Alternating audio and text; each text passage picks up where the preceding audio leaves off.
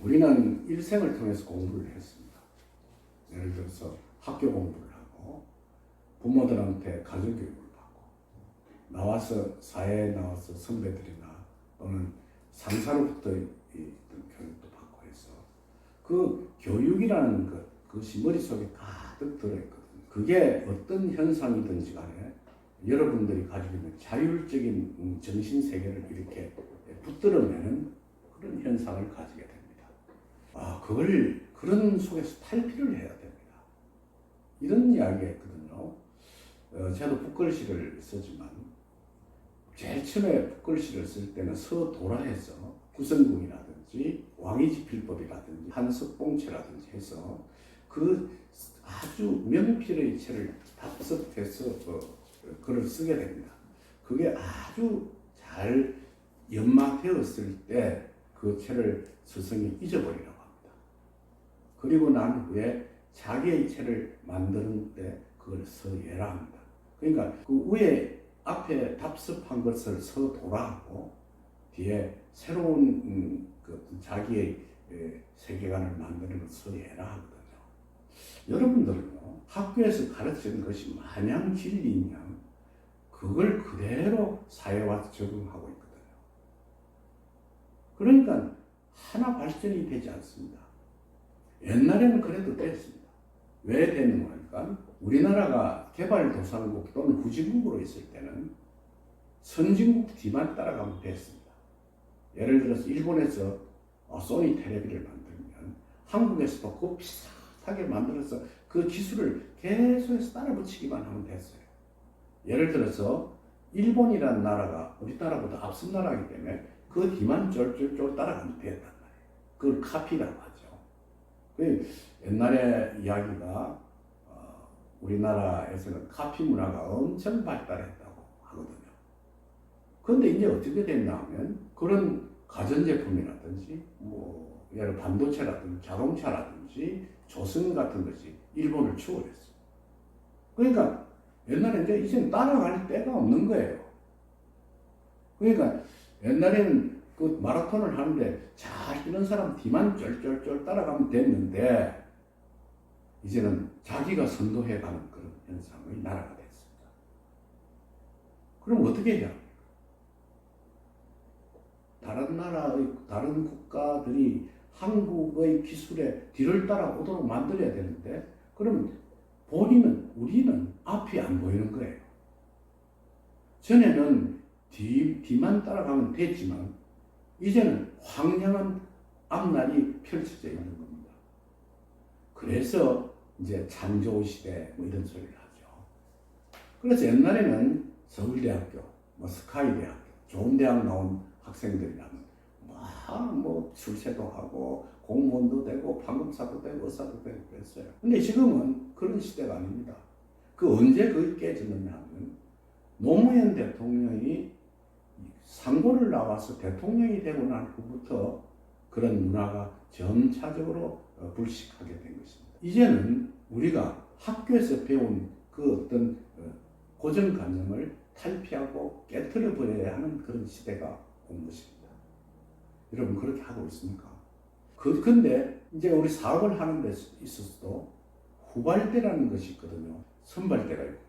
그러니까 뒤를 따라가서 카피한 회사는 절대 성공하지 못하는 것입니다. 선도해 나가다가 쿠팡 같은 것도 전에는 엄청스러운 적자를 본다고 해서 난리를 빼고 그 쿠팡 속에 일본의 손정희 회장이 엄청스러운 돈을 쏟아넣었다. 그러면서 재계로부터 저 사람 정신없는 사람이라 그랬거든요. 그런데 한순간에 뉴욕 증시에 그걸 상장하면서부터 엄청스러운 수혜주로 발달하게 된 것입니다.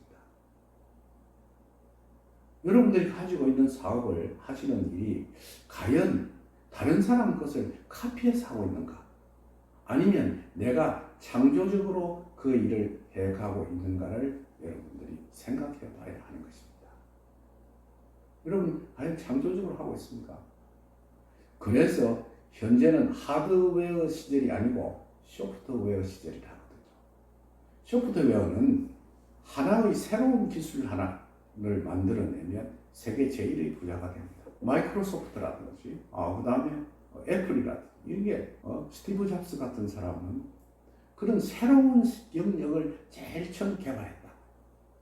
그래서 그 뒤를 따르던 노키아라든지 일본의 뭐 소프트뱅크라든지 뭐 이런 것들이 다 엉망이 됐어요.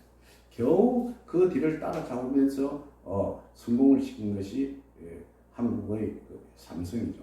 삼성에는 안드로이드가 하는 새로운 개념의 휴대폰을 만들기 때문에 성공을 할 수 있는 그 길을 만드신 것으로 되어 있습니다. 여러분들도 지금 하고 있는 일이 어떤 일을 하든지 간에 그 일 속에 내가 다른 사람의 길을 쫓지 않고 내 자신이 스스로 앞날을 개척해 나간다는 그런 마음을 갖고 있는지 여러분들은 알고 싶습니다. 우리는 지금요, 다른 사람의 뒤를 따라서는 안 된다는 것입니다.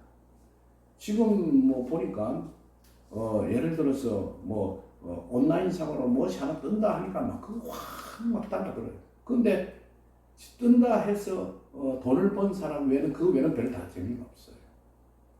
여러분들도 새로운 창조를 해낼 수 있는 그런 어떤 마음과 두뇌를 가지고 자기의 길로 나서야 합니다. 저는 주역을 공부하면서 옛날에 주역학자들이 써놓은 것이 이건 아니다, 그건 잘못된 것이다라는 생각을 항상 가지고 있었어요. 그래서 그걸 30년 넘게 고심하면서 새로운 영역을 개척했기 때문에 새로운 세계관, 즉 역경의 새로운 세계관을 펼치게 된 겁니다. 부산 언양에 가면 노경보라는 친구가 있는데 그 친구의 이야기를 가만히 들으면 이래. 선생님, 한의사들이 동의보감을 무슨 신주단지처럼 그게 무슨 진리인양 이야기하는데 저는 그렇지 않다고 생각합니다. 그럼 내가 왜 그랬어? 라고 물었어. 그러니까 그건 400년 전의 그 책인데 그때의 사람과 지금의 사람이 다르다는 거예요. 그 당시는 우리 어린 시절만 해도 소고기 먹는 날이 무슨 명절날, 그러니까 추석, 설날, 자기 생일 이럴 때 미역국에 좀 끓여주고 어쩌다가 그 소를 한 마리 잡으면 그걸 좀 이렇게 사서 삶아서 먹고 이런 시절이 지금처럼 거짓 매일 고기 타령을 하면서 사는 이런 시절이 아니거든요. 그때의 사람 몸과 지금의 사람 몸이 다르다는 거예요. 그 당시는 잘 먹고 뚱뚱해져야 건강한 사람이지만 지금은 좀 작게 먹고 몸을 빼고 다이어트 해야 건강한 사람의 시절로 바뀌었다는 거예요. 그 친구가. 그런데 한의사들이 그 당시의 흑윤이 쓴 그 동의보감을 무슨 그걸 가지고 전부 약을 짓고 하니까 부작용이 일어나고 그러는 겁니다. 그래요. 이 사람 정말 새로운 세계를 발견했구나. 그러니까 그게 다 고정관념 속에서의 탈피입니다. 그로 인해서 그 사람은 아주 좋은 차를 발견해가지고 뭐 굉장히 많은 수익을 올리고 앞으로 그러한 것을 보급해서 많은 사람이 건강에 도움을 줘야 되겠다고 굉장히 포부를 피력하는 걸 봤거든요. 과연 여러분도 그렇습니까? 학교에서 가르쳐준 학문, 철학, 인문 이런 것이 정말 옳다고 생각하십니까?